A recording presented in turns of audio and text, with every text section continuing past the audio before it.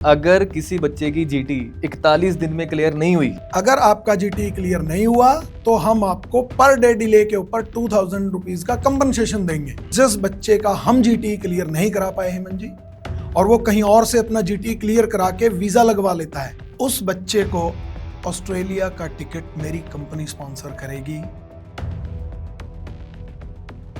क्या गारंटी है कि जो बच्चे की अब जीटी निकाल रहे हैं कि उसके डॉक्यूमेंट्स के साथ छेड़छाड़ नहीं हो रही? एक एक डॉक्यूमेंट को वेरीफाई करते हैं। ऑनलाइन का जमाना आ गया है हेमंत जी, गए वो दिन चोरी चकारी बंद। जैसे लुधियाने में डीएमसी माना जाता है ना कि पेशेंट इमरजेंसी वहां जाता है, बिल्कुल वैसे ही ऑस्ट्रेलिया के डीएमसी में आपको बोल देता फ्यूचर हूं कि फ्यूचर प्लानट डीएमसी है कि ऑस्ट्रेलिया का मरा हुआ केस जो एंड क्लाइंट पे है वो फ्यूचर प्लानट पहुंच जाए, उसका काम बन जाएगा। जे थारा सुपना है ऑस्ट्रेलिया जाने का, कितने भी धक्के खाने की लोड़ ना है, सीधे फ्यूचर प्लेनेट आ जाओ।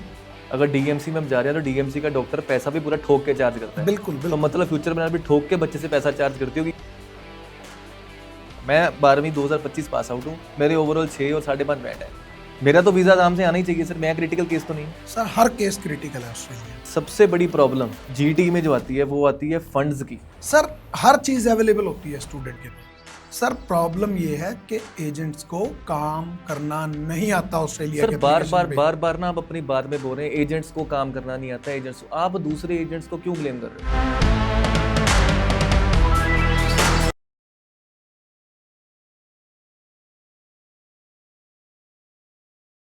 आज ग्रो बाय 10 के लिए, हेमंत टॉक्स के लिए बहुत बड़ा दिन है, क्योंकि आज हमारे जलंधर शहर में हरियाणा कुरुक्षेत्र से एक ऐसे एजुकेशन कंसल्टेंट हमारे साथ जुड़े हैं जो कि जाने जाते हैं ऑस्ट्रेलिया स्टूडेंट वीज़ा में जीटीई एक्सपर्ट के नाम पे।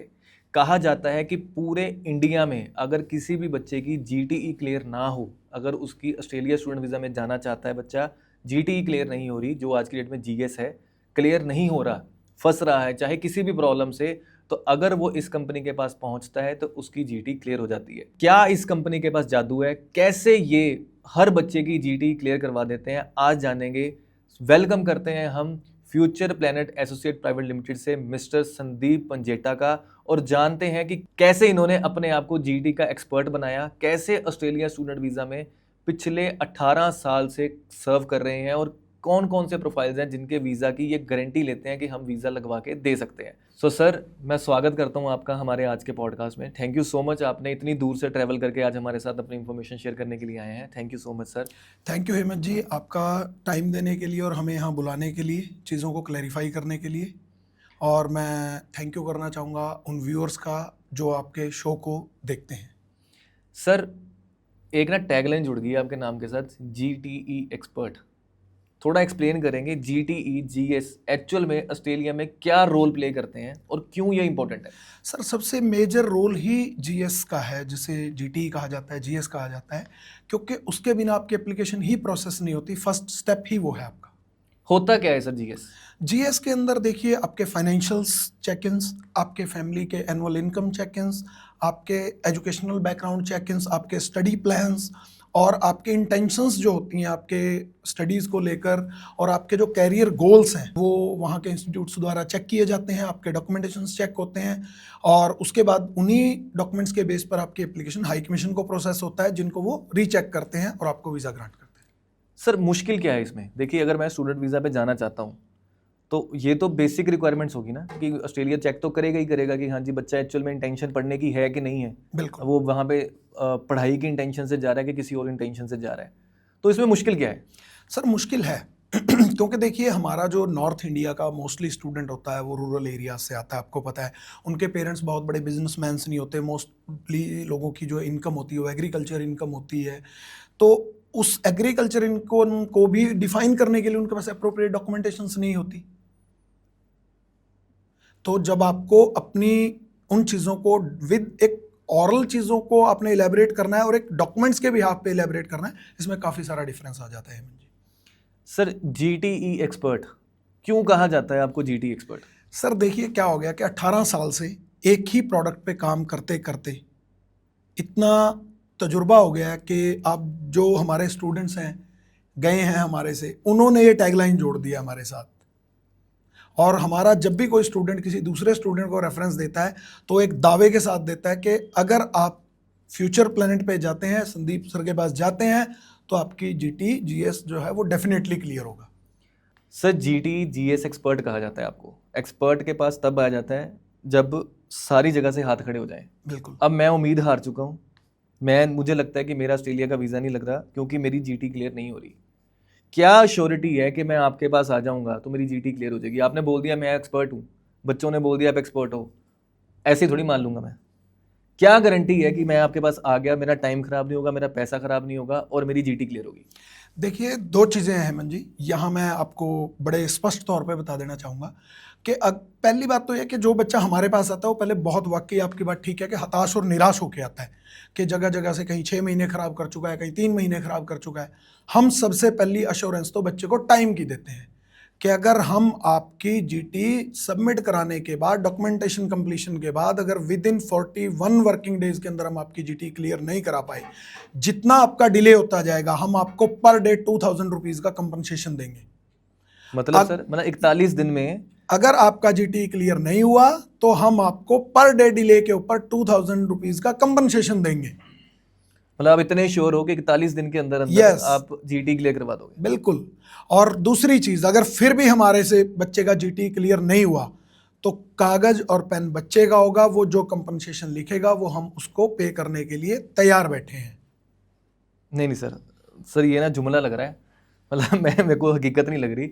आप फिर से सोच लें, आप ये बोल रहे हैं बिल्कुल कि अगर किसी बच्चे की जीटी 41 दिन में क्लियर नहीं हुई, बिल्कुल, तो जितने दिन डिले होगा हर दिन आप 2000 पे करोगे? बिल्कुल सर, पे करेंगे। और पर ये 41 दिन का क्या हिसाब हुआ सर? मतलब बड़ी ऑड सी फिगर है। आप 40 भी बोल सकते थे, 30 भी बोल सकते थे, 41 का क्या हिसाब हुआ? नहीं, देखिए हमें पता है ना कि मैक्सिमम हमारा इससे नीचे ही टाइम लगता है, और एक डे फिगर आउट निकल आया कि हम इससे ऊपर जाने ही नहीं देंगे। 41 वर्किंग डेज डेडलाइन।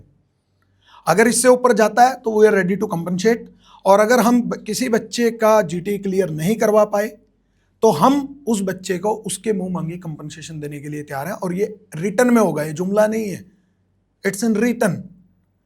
उसके बाद जिस बच्चे का हम जीटी क्लियर नहीं करा पाए हेमंत जी, और वो कहीं और से अपना जीटी क्लियर करा के वीजा लगवा लेता है, तो हम उस बच्चे का ऑस्ट्रेलिया का टिकट स्पॉन्सर हम करेंगे हमारी तरफ से।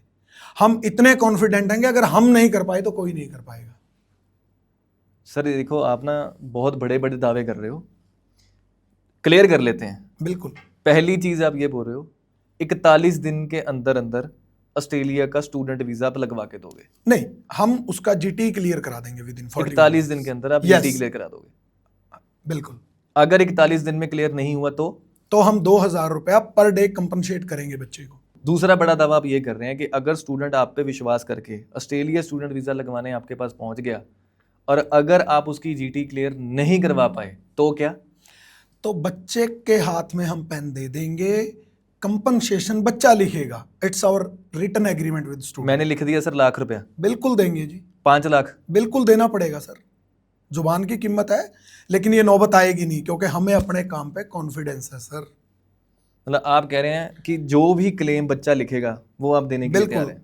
हेमंत जी, एक छोटी सी चीज़ है, दुनिया कहती है कि हार्ड वर्क पेज ऑफ। तो मेरे 18 साल दिए हैं मैंने इस इंडस्ट्री को, मैंने सीखा है, पढ़ा है, इन चीज़ों को रेक्टिफिकेशन देखी है कैसे होती हैं, कैसे हर 6 महीने के बाद ऑस्ट्रेलिया में कोई ना कोई नई चीज़ आ जाती है। आप प्रॉब्लम से सीखते हैं और हम सीख चुके हैं। सर जो आप ये तीसरा दावा, ये तो 2 दावे आपके हो गए, तीसरा दावा आप इस चीज़ पे कर रहे हैं कि अगर बच्चे को आपने बोल दिया उसकी जीटी क्लियर नहीं हो सकती, अगर किसी ने जीटी क्लियर करा दी तो क्या? उस बच्चे को ऑस्ट्रेलिया का टिकट मेरी कंपनी स्पॉन्सर करेगी, क्योंकि मुझे पता है हेमंत जी, अगर हम नहीं कर सके तो कोई नहीं कर सकता। सर जो हम जीटी की बात कर रहे हैं ना, उसमें सबसे ज़्यादा इंपॉर्टेंट बात आ जाती है उसके एकेडमिक स्कोर और उसका आइल स्कोर। एक बार ये भी क्लियर करते हैं कि एक्चुअल में जो बच्चा ऑस्ट्रेलिया स्टूडेंट वीज़ा पे जाना चाह रहा है तो उसकी रिक्वायरमेंट्स क्या है? हेमंत जी, अपने यहाँ से 2 लाइन का स्टूडेंट निकलता है जो 12th के बाद बैचलर्स परस्यू करने जा रहा है ऑस्ट्रेलिया, और दूसरा बच्चा होता है जो पीजी परस्यू करने जा रहा है।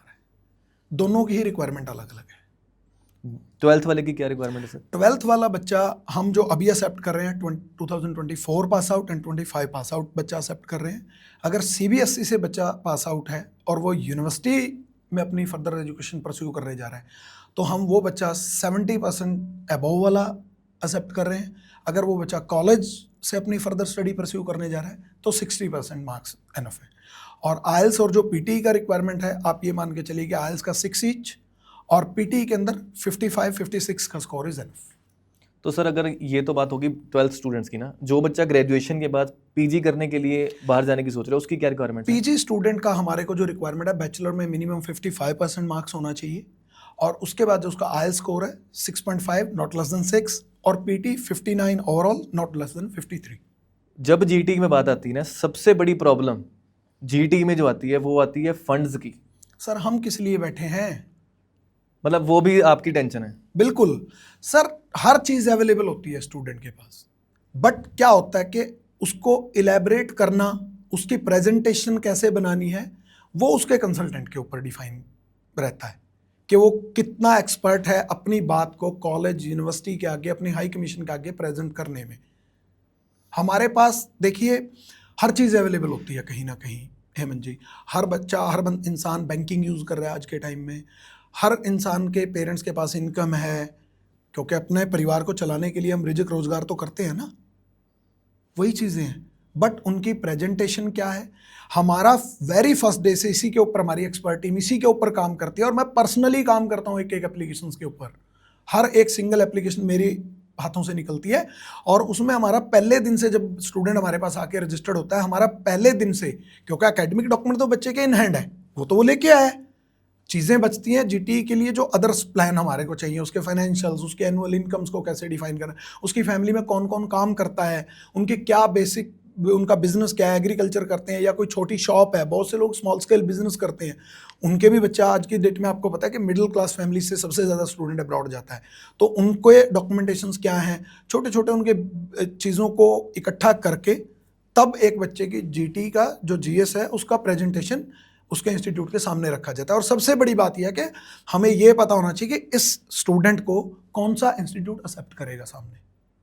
बिल्कुल ठीक है सर। सर ये तो बात आ गई कि जो टेढ़े मेढ़े केस हैं, जिन बच्चों की जीटी क्लियर नहीं होती, सारे मुश्किल केस आपके पास पहुंच जाते हैं, आप उनका वीजा लगवा देते हैं, चलो ठीक है, इमरजेंसी केसेस, आप इमरजेंसी वाले हो गए। बिल्कुल, जैसे लुधियाने में डीएमसी माना जाता है ना कि पेशेंट इमरजेंसी वहां जाता है, बिल्कुल, वैसे ही ऑस्ट्रेलिया के डीएमसी में आपको बोल देता हूँ कि फ्यूचर प्लानट डीएमसी है कि ऑस्ट्रेलिया का मरा हुआ केस जो एंड क्लाइंट पे है वो फ्यूचर प्लानट पहुंच जाए, उसका काम बन जाएगा। बिल्कुल अंडरस्टैंडेबल बात होगी सर। अब सर ये तो वो आगे क्रिटिकल केसेस की, जो क्रिटिकल केस है, आसान किसके लिए ऑस्ट्रेलिया का स्टूडेंट वीज़ा लेना? अगर मैं बोलूं कि मेरे आइल्स में ओवरऑल 6 बैंड है, मैं 2024 पास आउट हूँ, ये इसका वीज़ा आसान है। 25 पासवर्ड लगा लेते हैं, ऑस्ट्रेलिया गैप नहीं लेता। मैं 12वीं 2025 पास आउट हूँ, मेरे ओवरऑल 6 और 5.5 बैंड है, मेरा तो वीज़ा आराम से आना ही चाहिए सर। मैं क्रिटिकल केस तो नहीं हूँ सर। हर केस क्रिटिकल है ऑस्ट्रेलिया के लिए। सर आसानी से वीज़ा किसका आ सकता है ऑस्ट्रेलिया का? किसी का भी नहीं सर। सर ऐसे थोड़ी होगा कोई। बिल्कुल तो आपके सामने है सर, मार्केट में कितना मिथ है। आप बिल्कुल एक गढ़ के अंदर बैठे हैं, जालंधर, ठीक है, और आप खुद लगा लीजिए कि क्या, आप बताइए मुझे, एक सवाल मैं कर लेता हूं आपसे, क्या मिथ है मार्केट के अंदर? क्या ऑस्ट्रेलिया का वीजा आता है? नहीं सर। क्यों नहीं आता सर? हाई कमीशन बैठी किस लिए? बड़े बड़े यूनिवर्सिटीज इंस्टीट्यूट किस लिए खुले हैं ऑस्ट्रेलिया में? वीजा देने के लिए ना। ऐसे तो एजुकेशन इंडस्ट्री बैठ जाएगी ऑस्ट्रेलिया की। सर प्रॉब्लम ये है कि एजेंट्स को काम करना नहीं आता ऑस्ट्रेलिया के। बार बार ना आप अपनी बात में बोल रहे हैं एजेंट्स को काम करना नहीं आता, एजेंट्स को। आप दूसरे एजेंट्स को क्यों ब्लेम कर रहे हो? नहीं, आप अपने लेवल अपनी बात करो ना। आप अपनी बात क्यों नहीं कर रहे? आप बार बार कह रहे हो कि एजेंट्स को काम करना नहीं आता। सर इतने एजेंट्स हैं, मतलब इतनी बड़ी बड़ी एसोसिएशंस हैं, लाखों एजेंट्स हैं। अभी आपने कहा था सर कि ट्रीटमेंट लेने के लिए अगर हर गली में बैठा हुआ डॉक्टर हर मरीज का ट्रीटमेंट कर सकता है तो उसको इमरजेंसी जाने की ज़रूरत क्या है? सर एक्चुअल में क्या हो गया कि मैं नहीं कहना चाहता, मेरी इंडस्ट्री बहुत बड़ी है, इसमें बहुत अच्छे अच्छे लेजेंड लोग भी बैठे हैं। मैं ऐसा नहीं कहता कि सिर्फ मुझे काम करना आता है। मैंने अभी बोला कि 90-80% लोग ऐसे हैं जिन्होंने रीस ऑफिस खोल लिए, दूसरों के बड़े बड़े ऑफिस देखकर, लग्जरी लाइफ देखकर, ठीक है, but they are not expert in Australian education. Sir देखो, फिर एक चीज़ ये भी क्लियर कर दो। आपने भी बोला कि ठीक है बड़े बड़े ऑफिस खोले हैं, लग्जरी लाइफ देख के उन्होंने ऑफिस खोल लिए। लग्जरी लाइफ तब आती है कि जब पैसे भी ज़्यादा लिए जाए। अगर डीएमसी में हम जा रहे हैं तो डीएमसी का डॉक्टर पैसा भी पूरा ठोक के चार्ज करता है। बिल्कुल, तो मतलब फ्यूचर में भी ठोक के बच्चे से पैसा चार्ज करती होगी, ये भी श्योरिटी मुझे आपसे नजर आ रही है। नहीं नहीं, ऐसा नहीं है। देखिए क्या होता है कि एक आज की डेट में बच्चा पढ़ा लिखा है, उसे अपने एक्सपेंसेस का पता है, मेरी यूनिवर्सिटी को फीस कितनी जा रही है, मेरी हाई कमीशन को फीस कितनी जा रही है, मेरे मेडिकल के चार्जेस क्या हैं, बच्चे को हर चीज़ पता होती है। हम जो अपने कंसल्टेंसी चार्जेस लेते हैं, हमारा, मैं बता देना चाहूँगा कि हम वीज़ा से प्योर कोई एक सिंगल पैनी चार्ज नहीं करते स्टूडेंट से। जब उसका वीज़ा उसके हाथ पे रखेंगे, हम अपना मेहनताना तब लेंगे। मतलब कोई बच्चे ने आपको पैसा नहीं पे करना? बिल्कुल भी नहीं, नॉट एट एनी कॉस्ट। हमारे जो पुराने स्टूडेंट के टेस्टमनीज हैं वो आप चेक कर सकते हैं। मैं, मेरे पास आने वाले, मैं हर क्लाइंट को, मैं अपनी हर वीडियो में एक चीज़ और बोलता हूं हेमंत जी, कि आप जब भी किसी भी स्टूडेंट को ऑस्ट्रेलिया की फाइल लगवानी है, चाहे वो मेरे पास लगवाने के लिए आ रहा है, चाहे किसी और एजेंट के पास जा रहा है, वो पहले ये चेक करे कि ये एजेंट मार्केट में कितने टाइम से बैठा है, इसने ऑस्ट्रेलिया के पहले कितने वीज़ाज लगवाए हैं, क्या उसने आपके गली पड़ोस गांव मोहल्ले से किसी का वीज़ा लगवाया, आपके किसी दोस्त का रिश्तेदार का वीज़ा लगाए। ऑस्ट्रेलिया का वीज़ा विदाउट रेफरेंस चेक मत अप्लाई करें, नहीं तो पछताएंगे। वार्न कर रहा हूं स्टूडेंट्स को सर। सर क्या पछताना है? मतलब आप तो वार्न कर रहे हो, ठीक है, क्यों बिल्कुल सर? सर, देखिए क्या होता है कि एक स्टूडेंट एजेंट के पास जाता है, वो एजेंट खुद काम नहीं कर रहा है, वो अपनी एप्लीकेशन किसी दूसरे एजेंट को देगा, ठीक है। एक एजेंट को, सपोज कीजिए एक क्लाइंट आपके पास आ रहा है, वो आपका डायरेक्ट क्लाइंट है, आप पहले उसकी एप्लीकेशन पे काम करेंगे या दूसरे एजेंट की एप्लीकेशन पे काम अपनी पे करेंगे? काम करूंगा। यही होता है फर्क, ठीक है ना। मुझे आपने मुझे एप्लीकेशन दी या मैंने आपको दी, जो तजुर्बेकारी का काम है वो मैं आपकी एप्लीकेशन पे करूंगा, और आपकी एप्लीकेशन तजुर्बेकारी में खराब होगी, पहली चीज। दूसरी चीज, स्टूडेंट का अगर ऑस्ट्रेलिया में एक बार वीजा रिफ्यूज हो गया, आपको पता है ऑस्ट्रेलिया के अंदर जीएस या जीटी को एक बार ही क्लियर कराना मुश्किल है, रिफ्यूजल बच्चे की तो दोबारा हो ही नहीं सकती, उसको सीओई मिलना पॉसिबल नहीं है। तो स्टूडेंट दोबारा वीजा अप्लाई करने के लिए एलिजिबल नहीं बचता। Australia is not like Canada कि आपका आज वीजा रिफ्यूज रात को हुआ, आपने कल दोबारा फाइल लगा दी, 5 बार लगा दी, 10 बार लगा दी, नहीं। कनाडा में 10-11 हज़ार फीस है, एजेंट खुद से भी लगा सकता है सर, बड़ा ईजी है। ऑस्ट्रेलिया की स्टूडेंट वीजा एप्लीकेशन फीस $1622 है, 90,000 इंडियन रुपीज। स्टूडेंट भी अप्लाई करने से पहले 4 बार सोचता है। पर क्यों सर ऑस्ट्रेलिया इतने लोग करते क्यों नहीं? देखिए मैं भी काफ़ी इंडस्ट्री को जानता हूँ, इतना मुश्किल क्यों है ऑस्ट्रेलिया? मैं अपनी फिर बात पे आ गया, मैंने आपको कहा है ना कि हर आदमी हर चीज़ का एक्सपर्ट नहीं है। देखिए सबकी स्पेशलाइजेशन है इंडस्ट्री में, शायद मेरी बात किसी को बुरा लगे, मैंने कहा था कि काम नहीं करना आता, ऐसा नहीं है कि उन लोगों को काम नहीं करना आता, सबका अपना नेचर है, ठीक है ना। कोई कनाडा एक्सपर्ट भी बैठा है मार्केट में, कोई यूके एक्सपर्ट सर बैठा है। एक्सपर्ट का मतलब क्या है? मतलब आज ना यही क्लैरिटी कर हाँ, देते हैं, एक्सपर्ट का मतलब actual क्या में है कि एक्सपर्ट का हर मतलब, कोई बंदा अपने आप को बिल्कुल, एक्सपर्ट वो करता तो है। सर एक किंग मशहूर हो गए, एक एक्सपर्ट मशहूर हो गए। वो सर पता क्या हो गया कि चलो, मतलब कुछ लोग तो स्वयंभू हैं, लेकिन कुछ असल में ही भी किंग हैं। वो लोगों का, उनका, आप किंग हैं? नहीं मैं ऐसा नहीं कहता, वाहिगुरु है सबसे बड़े, तो भगवान है, तो हम नहीं है, बट हम अपने काम के एक्सपर्ट हैं, मैं ये कहूँगा। और एक्सपर्ट को अपने आप ही धीरे धीरे लोग लेजेंड मानने लग जाते हैं, या उसको एक रुतबा देने लग जाते हैं, प्यार से, इज्जत से, मान से, सर जब आपने ना स्टूडेंट निराश नहीं होते। पहली बार एक बंदा मुझे ऐसा मिल रहा है जो दूसरी अपनी इंडस्ट्री में बोल रहा है कि मेरी इंडस्ट्री में भी लेजेंड है, मेरी इंडस्ट्री में भी किंग है, लेकिन मैं किंग नहीं हूँ। अब पक्का बिल्कुल सोच के बोल रहे हो? बिल्कुल, देखिए क्या होता है कि हम अपने आप को रुतबा नहीं दे सकते, रुतबा क्लाइंट्स देते हैं, या दो प्यार देता है मार्केट का। जो मेरे स्टूडेंट्स हैं, मेरे टेस्टमनीज हैं, वो मेरे बारे में डिफाइन करेंगे, मुझे जरूरत ही नहीं है डिफाइन, लेकिन मुझे अपने काम पे प्राउड है, कॉन्फिडेंस है। मैं कह रहा हूं, जैसे अभी मैंने आपको कहा था कि एक्सपर्ट क्या है, अब सपोज कीजिए कि मैं ऑस्ट्रेलिया एप्लीकेशंस पे काम करता हूं पूरा साल, मेरी उसमें एक्सपर्टीज है। कोई एक और कंसल्टेंट है, वो मान लीजिए कनाडा पे एप्लीकेशंस, उनकी 1000 एप्लीकेशंस भी करने वाले हैं, तो उनको पता है कि कमजोर नस कहाँ है, बच्चे का वीजा क्यों रिफ्यूज हुआ था, वो रीजन ढूंढ लाते हैं, कारण ढूंढ लाते हैं। आपने कभी भी किसी बच्चे का रिफ्यूजल लेटर पढ़ा है हेमंत जी? मेरा खुद रिफ्यूज है सर 2 बार। कहाँ से? कनाडा से।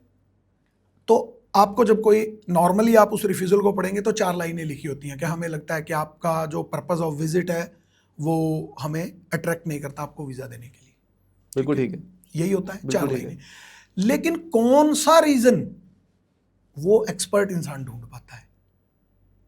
हर एक रिफ्यूजल में यही डिफाइन होता है बच्चे के, या कोई चाहे टूरिस्ट वीज़ा के लिए जा रहा है, चाहे कोई स्टूडेंट वीज़ा के लिए जा रहा है, कि उसमें यही लिख कर आता है कि हमें आपकी जो ट्रैवल है वो ऑथेंटिक नहीं लग रही है, या आपकी हिस्ट्री हमें इतना ऑफिसर को वो कॉन्फिडेंस नहीं दे पा रही कि वो आपको वीज़ा ग्रांट करे। देखिए हेमंत जी, मैं एक लाइन रिपीट करना चाहूँगा, कभी भी आप कोई भी वीज़ा अप्लाई करें अब्रॉड जाने के लिए, उसका जितना ज़रूरी आपका हाई कमीशन को ये बताना है कि आप वहाँ पे जा क्यों रहे हैं, उससे ज़्यादा ज़रूरी ये बताना है कि आप अपनी होम कंट्री वापस क्यों आएंगे। आपके ऐसे क्या स्ट्रॉन्ग टाइज हैं जो आपको अट्रैक्ट करते हैं कि आपको अपने घर लौटना है। नहीं सर, ये तो मैं बिल्कुल सोचने वाली बात आपने बोल दी कि ज़रूरी ये नहीं है कि वहाँ जाना क्यों है, ज़रूरी ये है कि कि आपको वापस क्यों आना है। वापस क्यों आना है। अगर हम अपनी एप्लीकेशन में ये डिफाइन कर रहे हैं कि हमें वापस क्यों आना है, तो देयर आर चांसेस बिल्कुल कि वीज़ा ग्रांट हो पाए। बिल्कुल, उसमें आपके 3-4 रीजंस ऐसे होते हैं। सबसे पहले आपके फाइनेंशियल बैकग्राउंड्स, ठीक है। अगर आपके फाइनेंशियल बैकग्राउंड्स कंसिस्टेंटली इक्वल है, अप एंड डाउन्स उनमें बहुत ज़्यादा नहीं है, ड्रैग्स नहीं है। मान लीजिए आपके अकाउंट में आज 25 लाख रुपया था, कल को 2000 रह गया, अचानक से आपके अकाउंट में कहीं से 20 लाख आ गया, आपके पास उसको डिफाइन करने का रीजन ही नहीं है, पैसा कहाँ से आया, क्यों आया, ऑथेंटिक पैसा नहीं। पहली चीज। दूसरा, वो पैसा अगर आपकी एनुअल इनकम्स के साथ मैच नहीं करता, मीन्स आपकी बैंकिंग हिस्ट्री कुछ और बोल रही है, आपकी इनकम हिस्ट्री कुछ और बोल रही है, दे बोथ आर अपार्ट, तब भी प्रॉब्लम है। ये चीज है। आपकी जो फाइनेंशियल स्टेटमेंट है, जो आपकी एनुअल इनकम को दिखाती हैं और जो आपके बैंक्स में चल रही हैं कंसिस्टेंटली, वो आपकी बराबर पैरेलल चलनी चाहिए, उनका आपस में मेल होना चाहिए। अगर आपकी बहुत ज़्यादा इनकम्स नहीं है, कोई बात नहीं, आपके पेरेंट्स की जो इनकम्स हैं वो चीज़ें आपके उसको स्ट्रांग बनाती हैं, टाइज को। आपकी जो एंसेस्ट्रल प्रॉपर्टीज़ हैं, आपके फ्यूचर प्लान्स हैं, वो डिफाइन करते हैं एक ऑफिसर को और एनकरेज करते हैं कि वो आपको वीज़ा दे, आप जेन्युइन टेम्परेरी एंट्रेंट हैं, ना कि वो ये लिख दे कि आप जेन्युइन टेम्परेरी एंट्रेंट नहीं हैं। सर, हरियाणा के कुरुक्षेत्र शहर में आपका ऑफिस है जी। कुरुक्षेत्र में कभी आपको फील नहीं हुआ कि यार मुझे और दफ्तर भी खोलने चाहिए, मुझे जलंधर में, जो आप गढ़ बोल रहे हो कि जलंधर गढ़ है, जलंधर में दफ्तर खोलना चाहिए, मुझे अलग अलग जगह पे दफ्तर खोलने चाहिए? आपको ऐसा फील नहीं होता कि बहुत सारे लोग मिस हो रहे होंगे जो जिन तक आप पहुंच नहीं पा रहे? देखिए हेमंत जी, ऐसा नहीं है, कोई भी रीजन मेरे से छूटा नहीं है। अभी हमने थोड़ी देर पहले एक वर्ड यूज़ किया था कि हम इमरजेंसी वार्ड है, तो हमारे पास हर रीजन से बच्चा आता है, डेड एंड हम है। जब बच्चा निराश, हताश, सब जगह से परेशान हो गया, तब उसको नजर आता है कि अब चलो फ्यूचर प्लेनेट। सर, आपको दुख नहीं लगता? मतलब सारे मुश्किल के मुश्किल केस ही, मतलब हर बच्चा आगे अपने आपके सामने आता है, अपनी प्रॉब्लम रख देता है, सर मैं परेशान हूँ जी, हल कराओ। सर परेशानी में घिरे रहते हैं, आपको सर अच्छा नहीं लगता कि कंसल्टेंट मेरे... का मतलब क्या है? यही है, परामर्शदाता। आप जब बच्चा हमारे पास आता है या किसी भी और एजेंट के पास जाता है, चाहे वो कहीं भी चला जाए, वो उस एजेंट को अपना दाता मानता है उस वक्त के लिए, और दाता का फर्ज बनता है कि सबसे बेस्ट परामर्श और परफॉर्मेंस दोनों दे उसके लिए, और हम वो करते हैं। उसकी, हमारे जो स्टूडेंट को प्रॉब्लम लग रही है वो उसके लिए नहीं है, क्योंकि वो पहली बार वीजा अप्लाई कर रहा है। हमारा तो रोज का वही काम है। जिसको आज हार्ट अटैक आया है उसको पहली बार आया सर, डॉक्टर का काम रोज है ऑपरेशन करना, हमारे लिए वो प्रॉब्लम नहीं है, हम हैबिचुअल हो चुके हैं। हम तो हंसते हंसते निदान करते हैं, हम तो बच्चे को भी इनकरेज करते हैं, क्योंकि देखिए पहले बच्चे को सबसे बड़ी तो साइकोलॉजी सपोर्ट चाहिए उस टाइम पे, क्योंकि वो परेशान हो चुका होता है। तो हम तो सबसे पहले तो हम बच्चों को इनकरेज करते हैं कि तुझे डरने की ज़रूरत नहीं है, सब चीज़ें तेरे पास हैं। सर, कुछ ना चीज़ें क्लियर कर लेते हैं। पहली चीज़, जब हम एक ऑस्ट्रेलिया की एप्लीकेशन लगाते हैं, सबसे इंपॉर्टेंट पार्ट जीटी का हो जाता है। बिल्कुल जीटी में सबसे बड़ी प्रॉब्लम होती है फंड्स की। बिल्कुल। तो अगर किसी को फंड्स की प्रॉब्लम आ रही है, तो क्या फ्यूचर प्लानर उसमें उसकी हेल्प कर रहे हैं? हम उसको उसके जीरो से लेके, यस और नो? यस हम करेंगे। अब जीटी में प्रॉब्लम कर लेते हैं, मैंने किसी एजुकेशन कंसल्टेंट से फाइल लगाई है, मैं ऑलरेडी 3 महीने 4 महीने मुझे हो गए हैं, मेरी जीटी क्लियर नहीं हो रही। क्या ये पॉसिबल है कि 4 महीने लग जाए जीटी ना आए? यस और नो? सर क्योंकि उन्होंने जीटी पे काम ही नहीं किया होता। यस और no? I don't think so. मतलब आप कह रहे हैं कि अगर कोई भी ऐसा स्टूडेंट है जिसको 3 महीने हो गए हैं, उसकी जीटी नहीं आई, तो हमारे पास आए, हमने आपको कमिट किया है कि विद इन 41 वर्किंग डेज के अंदर हम जीटी क्लियर करा के नहीं वो सही है कि नहीं? वो तो ठीक है, आप देखो सर, आप कंसल्टेंट है, आपका फर्ज है कि आप अपने स्टूडेंट को बुलाओगे कि हमारे पास आओ। सर एक एप्लीकेशन आपके पास आई है मन जी, सपोज कीजिए आप एक एजेंट है, मैं किसी और के ऊपर नहीं हम एग्जांपल रखते, आप काम नहीं कर रहे हैं ऑस्ट्रेलिया का, या आपके पास ऐसा कोई रास्ता नहीं है, आपके ऐसे कोई कनेक्टिंग नहीं है ऑस्ट्रेलियन एजुकेशन इंडस्ट्री से, लेकिन आप अपने क्लाइंट को मना तो करोगे नहीं कि आप चले जाएं, या तो आप उसको धीरे धीरे मोल्ड करने की कोशिश करेंगे, बच्चे को बार बार बुला के। लोग आजकल कहते हैं कि ऑस्ट्रेलिया का वीज़ा नहीं आ रहा, लोग क्या करते हैं, फाइल लेके अपने पास रख लेते हैं बच्चे से कि बच्चा इधर उधर ना भटके, धक्के ना खाए, और वो मार्केट की साउंड सुनकर हमारी बात से कहीं ना कहीं कन्वर्ट हो जाए कनाडा, यूके, साइप्रस, सिंगापुर, कहीं भी जाने के लिए। सर, हरियाणा के स्टूडेंट्स को अगर हरियाणवी में एक मैसेज देना चाहो तो क्या दोगे? अहमद भाई, मैं अपने हरियाणवी भाइयों को एक के मैसेज देना चाहूँगा, जे थारा सुपना है ऑस्ट्रेलिया जाने का, कितने भी धक्के खाने की लोड़ ना है, सीधे फ्यूचर प्लैनेट आ जाओ। 41 दिन के अंदर थारी जीटी क्लियर पावेगी, नहीं पावेगी तो थारा नुकसान बढ़ती। मैं तैयार बैठा हूं, ये मेरी जुबान है आपके साथ ऑन स्क्रीन। दूसरी बात भाई, जो सबसे जरूरी है, सिर्फ आपने अपनी एकेडमिक रिक्वायरमेंट है वो पूरी करनी है। आपकी +2 अच्छे नंबर से पास हो, आइल्स में 6 बैंड हो, बेपरवाह हो, जो थारा ऑस्ट्रेलिया जाने का सपना मैं पूरा करूंगा। सर बड़ा अच्छा लगा आपसे बात करके और बड़ा अच्छा मैसेज आपने दिया और बड़ी अच्छी चीज़ लगी जानने की एक प्रॉब्लम पे बात हो रही है। मुझे लगता है कि एक्चुअल में एजुकेशन कंसल्टेंट सोशल मीडिया का दौर है, बहुत लोग वीडियोस बनाते हैं, बहुत कंटेंट बनाते हैं, पर प्रॉब्लम पे बात कोई नहीं करता। आज हमने एक प्रॉब्लम पे बात करी है कि ऑस्ट्रेलिया स्टूडेंट वीज़ा की प्रॉब्लम है। जीटी क्लियर कराना मुश्किल काम है, हर कोई जानता है, पूरी इंडस्ट्री जानती है जीटी सबसे मुश्किल काम है। बिल्कुल। और उसी के आप एक्सपर्ट हैं कि 18 साल से आपको काम करते हो गए हैं और बड़ा अच्छा लगा कि आपने उसी प्रॉब्लम के ऊपर बात करी और सारी की सारी उसी के बारे में बात की कि कैसे उसको क्लियर किया जा सकता है और कैसे आप उसमें इतने एक्सपर्ट बने। तो thank you so much sir, आज इतनी दूर से आप हमारे पास आए हैं, कुरुक्षेत्र से आप जलंधर तक आए हैं बच्चों से बात करने के लिए, बच्चों तक अपना मैसेज पहुंचाने के लिए। थैंक यू सो मच हमारे पास आने के लिए और इतनी सारी हमारे साथ इन्फॉर्मेशन शेयर करने के लिए और इतनी सही बातें करने के लिए और थोड़ी सी हमें हरियाणवी सिखाने के लिए। Thank you so much. आपका भी बहुत बहुत थैंक यू हेमंत भाई, और थैंक्स टू ऑल व्यूअर्स जो आपका चैनल देख रहे हैं, जो हमें सुन रहे हैं। मैं जाते जाते एक मैसेज आपको के थ्रू अपने सारे व्यूअर्स को देना चाहूँगा हेमंत भाई। विदेश जाना आज की डेट में हर परिवार के बच्चे का सपना है, और वो अपने माँ बाप की या भाई बहन की, दादा दादी की एक बहुत गूढ़ी कमाई इस सपने के ऊपर लगाता है बच्चा। तो मैं सबको यही मैसेज देना चाहूँगा कि आप किसी के थ्रू भी अपना वीज़ा अप्लाई कर रहे हैं, उस इंसान के बारे में जांच पड़ताल करके और फिर अपना पैसा बड़ा सोच समझ कर खर्चें, कहाँ खर्चना है और कैसे खर्चना है। Thank you. Thank you so much sir. ये थे Mister Sandeep Panjeta from Future Planet Associate Private Limited, जिनकी एक्सपर्टीज़ है ऑस्ट्रेलिया स्टूडेंट वीज़ा और जीटी एक्सपर्ट के नाम से जाने जाते हैं। सो अगर आप भी ऑस्ट्रेलिया स्टूडेंट वीज़ा प्लान कर रहे हैं, कहीं आपने एप्लीकेशन लगाई है, आपकी जीटी क्लियर नहीं हो रही, या पहली बार एप्लीकेशन लगाना चाहते हैं, तो एक बार इनकी टीम के साथ कंसल्ट कीजिए। पहले कंसल्ट कीजिए, बात कीजिए, बात करने के कोई पैसे नहीं है, सलाह का कोई पैसा नहीं होता। सलाह कीजिए, सही लगता है अप्लाई कीजिए, नहीं सही लगता तो आप अपनी नॉलेज बढ़ाइए, कम से कम आपको जानकारी तो मिलेगी। अगले पॉडकास्ट में फिर ही मिलेंगे किसी नई गेस्ट के साथ, तब तक के लिए दीजिए आज्ञा। Thank you so much.